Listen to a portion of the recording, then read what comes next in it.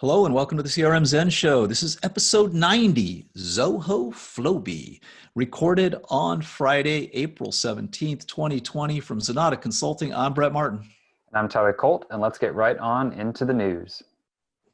Yeah, so kind of a slow news week, Tyler. We're kind of digging around some stories here, but we do have some interesting things to talk about. So we'll dig right in here with Zoho has added the ability to create custom permission extensions inside of Zoho Desk. So kind of interesting, but this is if you're writing custom apps for Zoho Desk, you now have the ability to limit the extension, the permissions inside of these various little applications that you might be writing.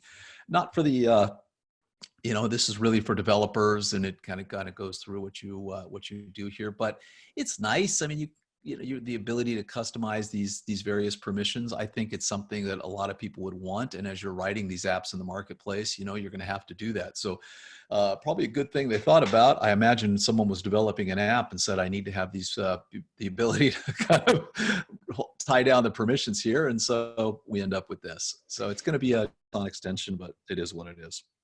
Yeah, and it's a nice to have because, if you had an extension that was doing some type of mass update or, doing things in bulk through the extension, that's something that oftentimes people are going to want to lock down for only admin users to be able to do. Or, maybe if you had the extension deleting something or the option to delete something elsewhere, right, through your extension. There's a couple of those key little actions that are nice to lock down for non-admin users. Yeah, nice stuff. And anyway, moving on to our next little story here. This kind of came out last week, but they're making more of a big deal about it. We really didn't talk about it, but Zoho Booking, which we've talked about in the past, has now the ability, it always is integrated with Zoho Meeting. So Zoho Booking, if you don't know, is like Calendly or Acuity scheduling. It allows people to book meetings with you and put them on your calendar. They now have full integration with Zoho Meeting. So, and they're actually giving that away they've always had integration with Zoho Meeting, but now they're giving it away for free until July 1st. So if you are needing to do online meetings now, you can easily do them, and you can do them through Zoho Booking. So it's something, this is really a kind of a COVID-19, we're going to give you this access so you can use it kind of thing. But I think it's a value, and it's going to be a value to anybody that's using Zoho Booking. And I've actually talked to a couple of clients lately that are starting to use it. So it might be time for us to do our every 2 or 3 month redip into Zoho Booking and see if it's getting closer to be ready for prime time. The last few times we've looked, it hasn't been. Yeah, and I mean, the meeting integration and being able to automatically stamp that meeting onto the booking is kind of an A1 priority, at least for us, in using a booking software. So if they're building that out more and more and kind of building onto that integration that's there, it definitely becomes a better option. Yeah, it's just always been in the past, the way it's set the meetings has just not been that intuitive, and it really hasn't put them on the calendar properly. So I'll take a look at it. Hopefully it's going to have some significant improvements. And also, this is kind of a really interesting one. So and this is nice. Facebook reviews can now be pulled inside your Zoho Social account.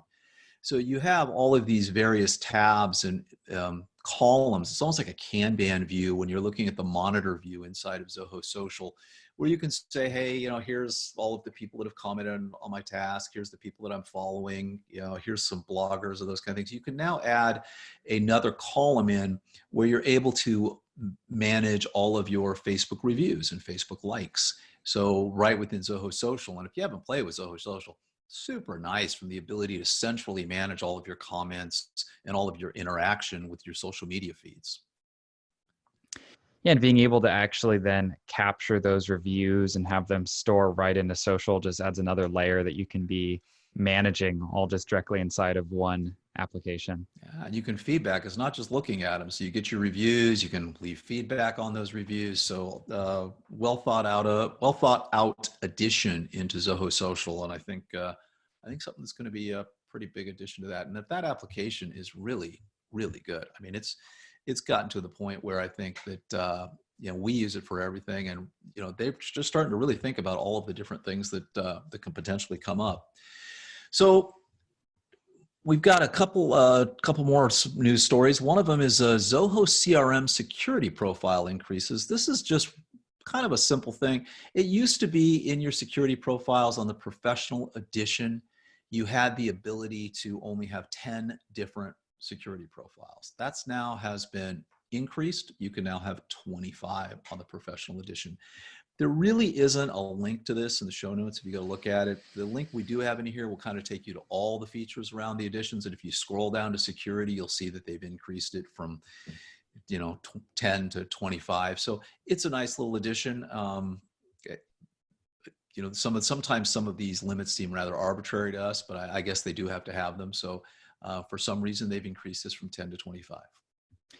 And this is nice just because in those profiles, you're allowed to set up what people can do to a pretty specific level. So if you've got a lot of different custom modules or kind of processes running in parallel in the CRM, you need to have that ability to say, this certain person can have their hands on these records, but not on these, or, maybe a manager can delete certain ones and a standard user can't. So you can kind of get pretty granular with who should be able to do what to which items in your CRM. Yeah, and then moving on, got an email this week from Zoho SalesIQ, or from Zoho, saying SalesIQ is now available for Apple TV. So it's an app for Apple TV. And if you're actually watching the video of this, you'll see I've got a couple enlarged screenshots up here. And it looks like these are things you've never seen in SalesIQ, these views, some of these views. So these are real big screen views of where your traffic's coming from, how many hits you're getting for sales and support and pre-sales, where they're coming from, direct AdWords. There's some really, really interesting graphics. And, we were talking before the show and I said, is this going to be the replacement for Motivator? Because Motivator is going away for some reason on August 30th. And I don't know why, because it's just fantastic. And Motivator allows you to do the same kind of thing, sling these dashboards up to a big screen, not necessarily just Apple TV, but kind of any screen you can kind of sling them to. It's interesting. And, I've got, if you're watching the video, we've got the email up on the screen. I can't really give you a link to it, but I'm wondering, Tyler, if this is their idea of we're going to use this SalesIQ to replace Motivator, which was kind of a sales motivation tool, and start integrating things with the CRM. It'd be an interesting way to go. I don't know if it would make the most sense to me. Maybe what they're doing, but I don't know if it's how I would do it. So for those who never used Motivator was like an extension almost of your CRM, right? So you could take your CRM data, like how many leads have been created or how many leads have been converted, how many deals have been closed, how much revenue has been generated, right? And you could basically display all of those in dashboard components that were kind of designed to go up on a TV screen, right? And then inside of there, you could also run little contests and games, right? So like who can close the most deals this week? And it'll have a little view in the dashboard that kind of cycles through who's in first, who's in second, what the prize is. And so it was really specific around tracking CRM data, right? So it's kind of that TV in your sales room, right, that everyone can see. Now, SalesIQ is all about your website visitors, right? So who's hitting the website, where are they coming from, how long are they staying? But it's not really about your real engagement with them through your sales team. So it's kind of odd. It seems like, they've replaced one TV dashboard with another, but they're showing completely different information. I'm interested to see what they do. Motivator really was, how many calls have I made? How many deals have I closed? How many new opportunities are up on the board? All those kind of real-time sales metrics that you would want, not just who's coming to my website and what does my visitor traffic look like. I guess the only reason I bring it up there, they kind of talk about this little rollout. It's an interesting email. The last two lines of this are, we are rigorously working on making the app better for you, bringing together many more components to help you put up your dream SalesIQ dashboard, followed by, there could still be a few undiscovered features.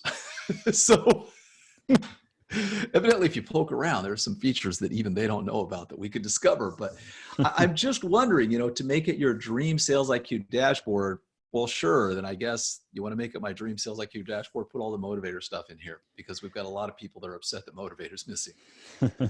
Yeah, well, I mean, the big thing with Motivator at least is, there are two components that made it unique, right? Because I can make a dashboard report in the CRM or in Zoho Analytics that shows me my closed won deals by sales rep, right? So that information is still there. The thing about Motivator is that it updated instantly, unlike Zoho Analytics, and it had those contest views. And they really made great little TV looping videos that would show everyone and their profile pictures of the deals they've closed. And it created a really, really nice TV dashboard that, there's no real replacement for in the rest of the Zoho suite. So it would be cool to see them move that in here. It'd be a weird place to park it, right? It wouldn't really make a lot of sense. Maybe they'll go that way. But one thing that's interesting about these dashboards is that these reports are significantly better than the reports that you get in SalesIQ. So I wonder if these are only going to be for the Apple TV app, or like, am I going to be able to pull one of these reports up just in SalesIQ itself? Because I would like to, for sure. That's the strange thing. So before, it was more of, with Motivator, run it in a web browser and sling it to a TV. Mm-hmm. We don't care how you get there. If you want to use Apple, you could just use AirPlay, sling it to an Apple TV. Yep. If you wanted to use, if you had a Chromecast, you could just do that, and you could share your tab with your Google Chromecast. This is a whole different thing. This is running down the road of, okay, we have we have an app for Apple TV and an app for Roku and an app for all the Android boxes. Are they going to go down that way of getting these up on the big screen? I don't know. Anyway, we will see. We will see. I kind of agree with you that I think we're desperately going to miss Motivator once it's gone. All right, and a couple of tidbits here. So Zoho People has a newsletter out now, and I think I maybe saw one of these before, but it looks like they've got 3 that they've done this. I don't think they did. So it looks like they did one in December of last year, then they skipped January, and then they did a February, March, and an April. So kind of nice. You've got basically, if you're into Zoho People, I really recommend you check out this link and save it so you can. It doesn't look like this is something that they're sending out. You can't really subscribe to this, so you just want to kind of save the page link, and it's going to keep you up to date. Now, we've covered almost all of the stories that are on here right now. As a matter of fact, I don't think there's anything that we haven't covered that's not in this newsletter right now, but it's I think worth taking a look at. So if you're into Zoho People, you want to stay on top of it, then go check out this link and save it. Yeah, I'd love to see them do more newsletters like this. I think, to my knowledge, this is the only app that has a little newsletter page like this. But it's really nice, and they do a good job. The design of it's cool. They put a lot of useful info. It'd be nice to see, a CRM, a books, and analytics, kind of newsletters for each of these different applications. I know that they've talked about it, and it wouldn't be a bad thing to make our life a little easier, I think. But for sure. Hey, they also have, there was in this newsletter, they've got some sneak peeks on some new features that are coming out. So they say things we can look for in the next quarter, or, track the onboarding actions of your candidates, create assessments in the LMS. You might remember that Zoho People has its own built-in learning management system. Now, this is something we've been kind of waiting to be broken out. When there were rumors that the learning management system was coming from Zoho, we thought it was going to be a standalone app, but it first appeared inside People. So now you've got assessments in there, and you can design learning plans based on certain goals. So there's a bunch of new features they're adding to Zoho People, and there's a lot of development that's been going into that. So good to see. Yeah, absolutely. Our next story here kind of comes still in the world of Zoho People. But Zoho's hosting a webinar about what HR should be doing during this pandemic. Yeah, I just pointed this out. It looks interesting. It's got a speaker by the name of Nick Hawley, and I checked this guy out, and he seems to be the real deal. And it's going to be a very interactive session around Zoho People. So he's going to answer questions every 10 minutes during the webinar, and I think that a lot of HR departments are wondering what they should be doing as we continue to go through the entire closing of the world and people working from home. So I wanted to point this out. We don't usually do that, but I want to throw this webinar up here. Hey, and then we'll also mention our Zenatta webinar of the month. It's going to be on Zoho Analytics. It's on Tuesday the 28th, and it's an overview and best practices. And Tyler and I are going to do just that. We're going to talk about what we here at Zenatta do when setting up analytics and the things you need to look out for to have a successful implementation. Yeah, so we'd love to see you there. Come on in and join us. It's been one of the applications that I think we've seen one of the biggest growths in usage, right? Over the past 6 months, 9 months, almost every client that we've engaged with one way or another, right? We've plugged in analytics to give them what they need. So it'll be a fun one to walk through. It is. And since our expertise is 5% me, 95% you, it's going to be fantastic because I'm really just going to be a moderator, I think, the entire time. And we'll go from there. All right. So our implementation of the week, what have you got for us this week, Tyler? Yeah, so this one was a fun one, all built just directly inside of the CRM. So basically we had a use case where, one of our clients has a pretty structured workflow, right? So they're running things through blueprints. They have a lot of automation happening, through whether it's workflows, custom functions. They've got a couple webhooks.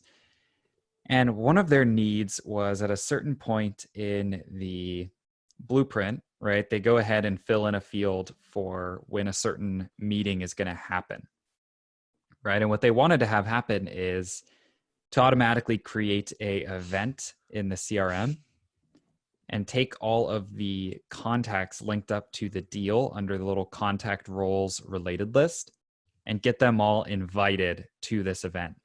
Right. So that means actually adding them as participants, right? Defining those participants as, invited by email, and then actually triggering that email to go out and make sure that it gets onto their calendars. Right. And so basically we're able to do this all just within a custom function that runs in a blueprint. Right. So once they hit that certain point and they fill in that date field, it goes and it reads into the contact roles, fetches every single contact that's inside of there, and loads them all as participants to that event. And then it will take the primary contact on the deal and kind of associate the event directly to them. But every single person that's, in that related list in contact roles actually also gets a calendar event to the meeting.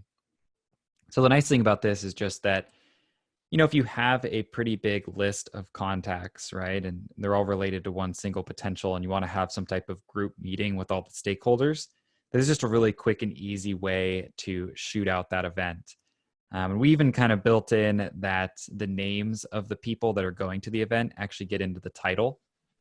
So it'll be like meeting with John, the sales rep, and Brett and Tyler.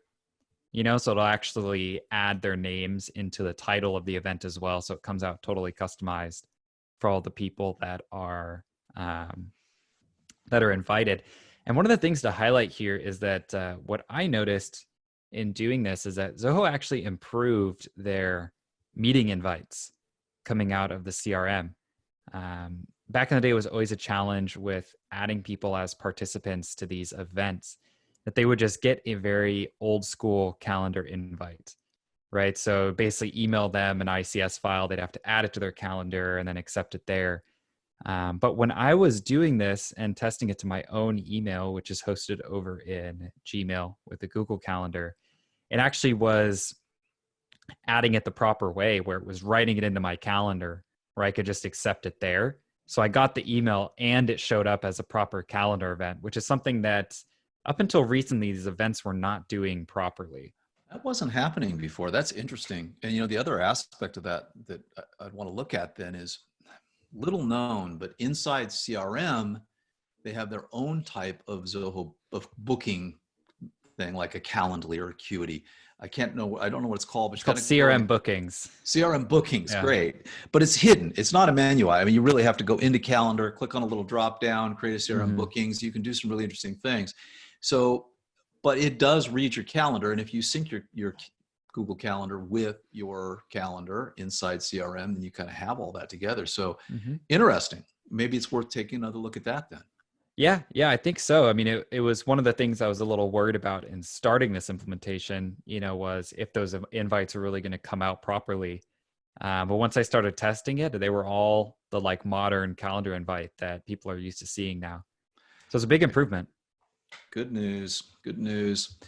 All right, let's move on to things we noticed. Got two of them. You've got one and I've got one. So let's start with yours. Yeah, so this one's a real minor update to those who use Zoho Flow. This may be something that you're really happy to see. So basically in Zoho Flow now, they're giving you a couple system-defined variables. So Zoho Flow is like an integration tool, right? And it works based on triggers and actions. So if I have a trigger where a new event is booked, right, then I get a set of variables from that trigger, like the name of the event, the start time, the end time. And so what Zoho Flow has done has rolled out a couple system defined variables. And the main one that makes my life a lot easier is the current date. So basically inside of Flow now, you could just drop the current date into any of your automations and it's all formatted in the proper date format that Zoho apps are able to receive dates. So, for example, there's a lot of times where you may want to create a record and you need a certain creation date, right? So rather than having to make a little function inside of Flow that just always displays current date, there's just a predefined variable for it. So it's just a nice little quality of life and hopefully indicative that they're going to keep rolling out more system-defined variables because that would be incredibly nice to have. Yeah, Flow's powerful. It seems like not a day goes by where we don't find some additional use for it and it solves some problem that we wouldn't have been able to do anything with a year ago. I mean, Absolutely. it's amazing. This is a small change too, but it's huge. It's just one of those weird things. So 4 or 5 months ago in Zoho Sign, Zoho changed kind of a fundamental element, which was this huge screen that would pop up when someone went to sign, that you basically had to agree to all of their terms and conditions, but it kind of gave you the impression that you were signing the document. And the problem is you couldn't see the document. So most people are like, well, I don't want to sign this. I don't want to click this button because I want to read the document. Yeah, the button would say agree and sign. Agree and sign, which meant you agree to this and now you can sign it. Oh, and by the way, and now we're going to let you read it. Now that's out of the way.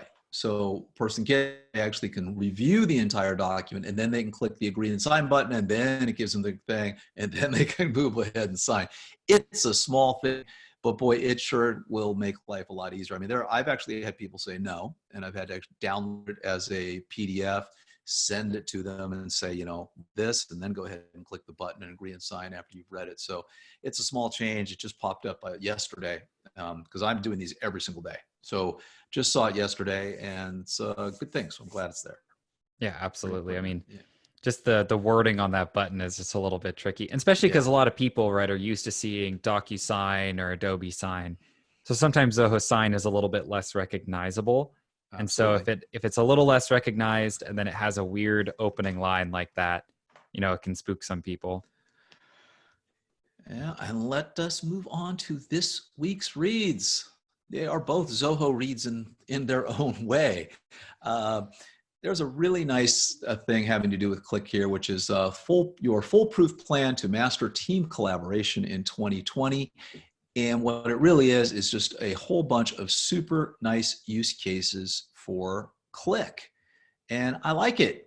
It's got some, it talks about a lot of the integrations we've done in the past, like, using Zoho Notes and using Cliq to throw notes in and having team meetings and sharing various things. Anyway, I just found it to be a really nice, we've been talking a lot about Cliq. As a matter of fact, we did an entire video on Cliq and how useful it is. And this is just a nice read that kind of takes that to the next level. Yeah, and I mean, just anything that we can find around Cliq, I'm always excited to see, just because it's such a backbone for us for internal communication and collaboration. It's an everyday, every hour type tool for us. And yeah, this article is great. I mean, it runs through and gives you a ton of different use cases that you could spin up and start using Cliq for right now. Yeah, it's got some all the way down to how to insert animated GIFs or GIFs, whatever you would prefer, into your content. So good stuff all the way around.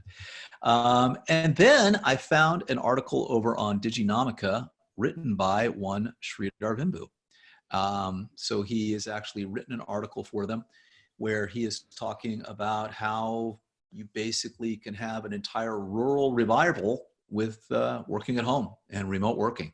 And it's got a picture of him. Right now he actually has a home in Pleasanton, California by their headquarters, but for quite a bit of time, he actually has a house out in rural India outside of Chennai. And it's got a picture of him on his bicycle out there. And he has been remote working. He's actually been publishing videos from this village. He's able to put high-speed bandwidth wherever he goes. So he's been doing that. And I think he's got 5G that he's been promoting and building out there. And he's just talking about, hey, maybe we have to have these urban cultures and we don't have to all be stuck inside offices, and you can have this remote working and it makes you more efficient. And of course, it very much dovetails into everything that Zoho is doing, but it's a nice article. It's well thought out. Yeah, it'll be interesting. I mean, we've talked about it a couple of times, but just if any of these changes that we're seeing in response to COVID-19 will stick.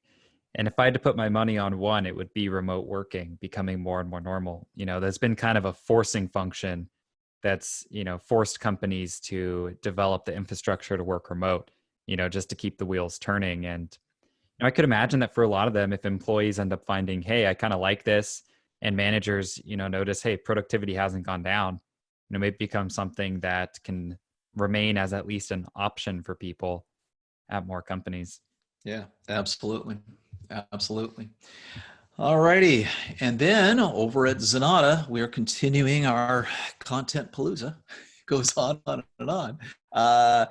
We've got a blog on transitioning to remote customer service with Zoho Assist. That's pretty good. I did request that they put a blog up on how to cut our hair, so we can give ourselves haircuts, because that's necessary. I'm going to have to get myself a Flowbee. Do you remember those? Do you know what a Flowbee is? I do not. So a Flowbee came out. So it's funny. I actually looked this up. So Flowbee is something that you stick on the end of a vacuum hose. And when you turn the vacuum on, inside this little thing that would go on your head, little blades would move. You would put an extension on, which would determine how far it would suck your hair in before it hit the blades. So if you wanted hair 4 inches long, you would put a 4-inch extension before it hit the blades. You stick it on your head, he sucks all the hair and cuts it all off and gives you an even cut.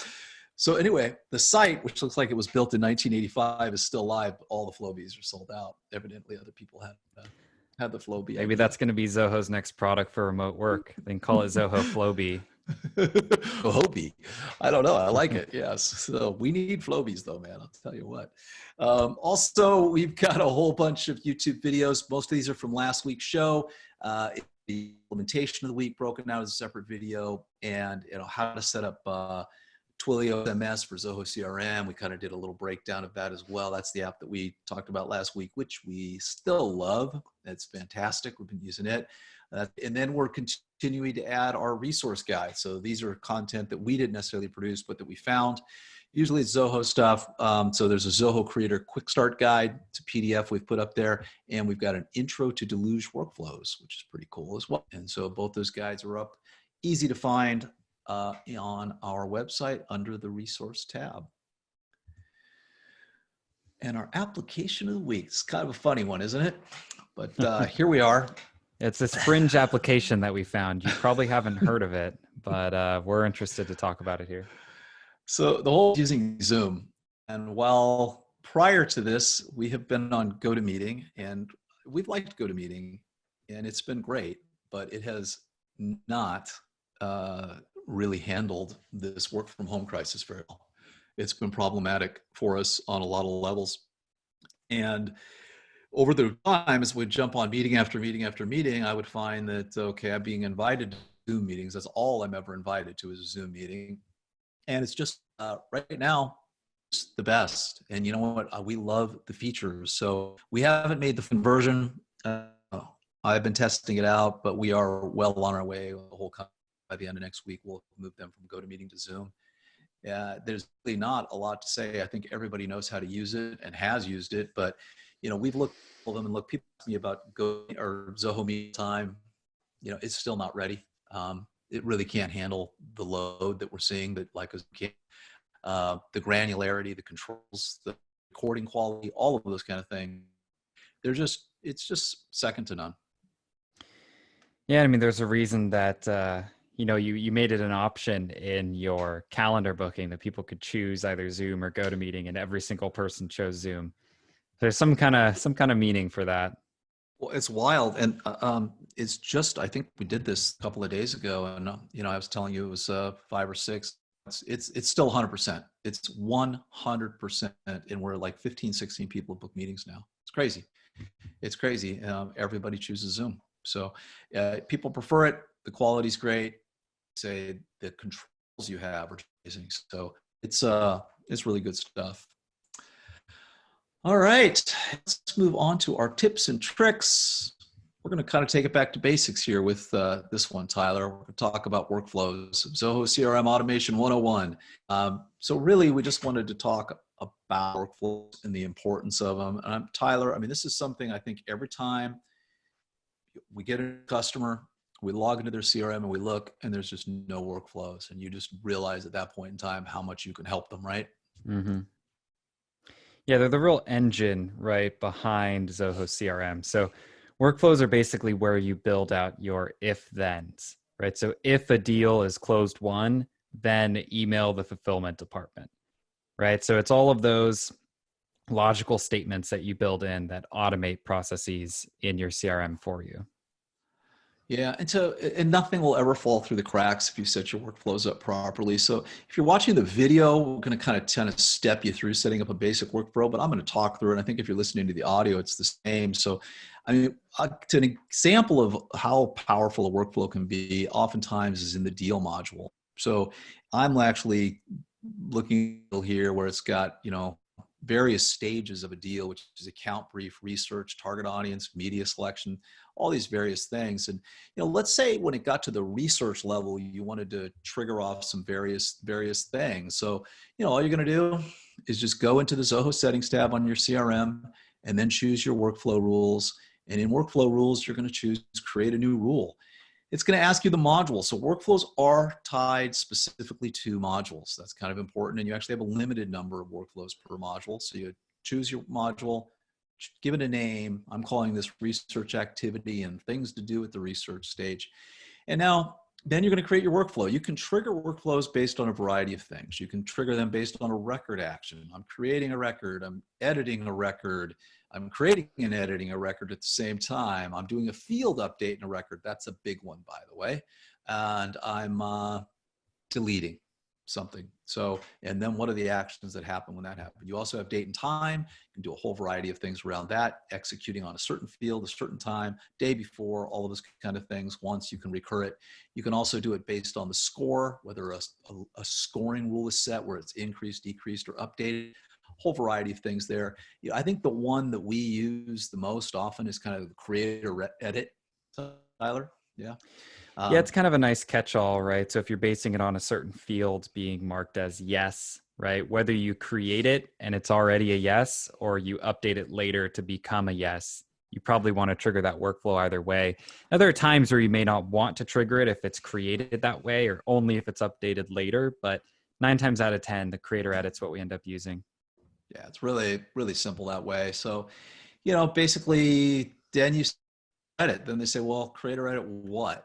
So in this case, I'm going to choose the stage of the deal. And I'm going to say if the stage is research, then I want you to do certain things. And you can have instant actions or scheduled actions, things that you want to have happen right now. You want to have happen in an hour, a day, a week, whenever. They're all based upon that timing of that whole thing. And there's a whole lot you can do here. I mean, you can update fields. You can add tags to a record. You can send emails out. You can add tasks. If you get more powerful down the road, you can do webhooks, send and receive, pull information. And then you can do custom functions. And I know, Tyler, the team, we spend a lot of time in the webhook custom function area of these things, really making a lot of magic happen on the back end. Yeah, because I mean, with something like a webhook, right? Basically, all it is posting out data to some outside source. Right. So that could be writing a row onto a spreadsheet. That could be integrating with your project management software. That could be sending info to queue off an invoice out of QuickBooks, right? There's so many different things you could do with a webhook. And then custom functions are basically all of the insanity that you can do across Zoho, right? So with the custom function, maybe you want to create a related record, right? So maybe there's some type of payments that you're going to expect once you hit a certain stage, and you want to queue all those up with a function, right? So really, once you get a handle on the workflows and learn a little bit about how to structure those functions, there's very little things that you can't do in this system. Yeah, there's not. And so, for this focus of this, though, the basic ones, which almost everybody does, which is, I want to update a field. And when you're updating a field, you actually, even though, let's say you're in the deals module, opportunities module, you can update a field to anything that's associated with that. So you could, if an account and a contact was associated, you could update those records as well. In this case, it's just a deals module, and you say, hey, I'm going to I want to update the next step. So when it gets to research, I'm going to write in the next step that we're waiting on the research to be completed, whatever you want. So you can easily just update a field that way. And then, of course, tasking, I think, is the big one. And if you think about this, oftentimes when you're working on something and it hits a certain stage, there's 9 or 10 things maybe that need to happen there, and people that need to be notified, and tasks are the big ones. You might want to assign tasks to 5 different people. And this is where a lot of people, I think anybody can do this. You don't need to know how to code. This is, you can just do it yourself. So you can set up a task, you give it a subject, you can assign it to a specific person. You can assign it to whoever the record owner is. You have all sorts of variables that you can do when assigning it. You also can use insert tags, merge tags. So you can say, hey, I want to basically put in the deal name, so we can kind of give this a little bit of color. So, when you're giving a description, please update, and you put the account name in there, all these kind of things. Very, very simple to do. And it makes it really, really powerful when you're going ahead and you're setting up these workflows.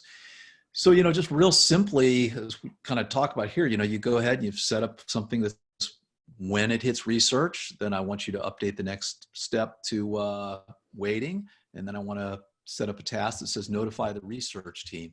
You go ahead, you save your workflow. You'll see it in your list of overall workflows on your page. And if you're watching the video, you'll notice that, the next step is blank because it hasn't been moved over yet. And there are no open activities.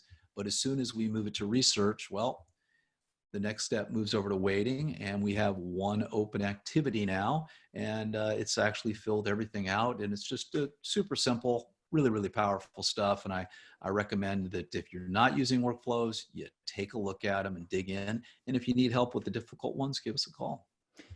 Yeah, and I think you kind of hit the nail on the head there a little with those. When it comes to the field updates and the tasks, like these are really things that you can do without being any type of programming expert or even a Zoho expert, right? If you get in there and just start playing around, you'll be able to figure out how to do a lot of the, more simple updates. But again, I say simple, but that doesn't mean they're not powerful, right? So like doing a field update where when a deal is closed won, you update the account and contact, and make sure that you mark them as an active customer. Like that's a powerful automation that helps you keep all of your lists accurate. And it's one that I'd put money on you being able to hop in and setting up. Yeah. Well, it's also super, I did cover mail, but oftentimes people are like, well, I need to notify someone on the outside, someone completely outside the organization. And that's where the mail comes in. You create a complete mail template with all of the information pulled from the record in the account that maybe this outside resource needs. And as soon as it gets to that stage, that email just goes out. And so they're notified as well. So if you've got some type of like vendor or something related to a deal, you could notify the contact person for that vendor, that the deal is closed won, shoot them an email with all the product info. Like you really can do a lot with just the field updates, tasks, and email notifications. Yes, sir. All right. Well, that is a wrap. Another show in the bag. If you have any questions, you can send them over to info@zenatta.com or just head over to zenatta.com and click on drop us a line. And on the website is where you'll find complete episodes as well as show notes with links to the stories we discussed today. You can also follow us on your favorite social media platform and subscribe to us on your favorite podcast app as well as on YouTube. We'll see you next Monday.